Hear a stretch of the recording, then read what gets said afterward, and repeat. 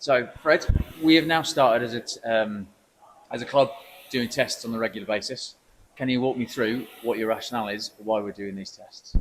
So I think it's important to note that this club, because of the nature of the squad and scheduling and the like, we're not a selective squad, and we're not trying to use these to decide who's going to make crews. Regardless of that, I still think tests are an important part of a program. In the same way that a training piece on the water is different to a race, a training piece in the erg is different to an erg test. An erg test gives you a nice controlled environment to practice your racecraft and unlock that extra little gear that you get in a race scenario that you don't get in a typical piece scenario. So, how many tests are you looking to? I'm looking to do probably about 5 or 6. So 2 in the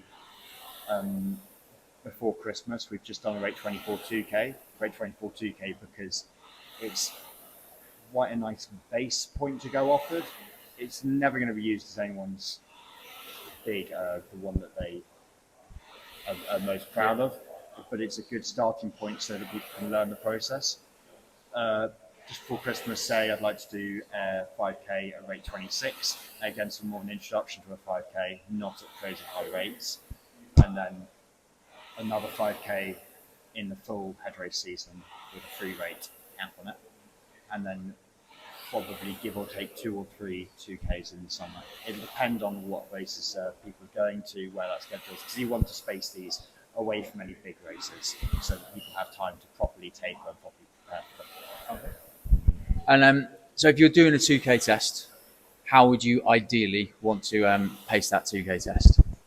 I think the best way to pace it is if you look at, honestly, the split times of the best in the world, and you look at the world champ, the split times of, say, the Kiwi pair and the like.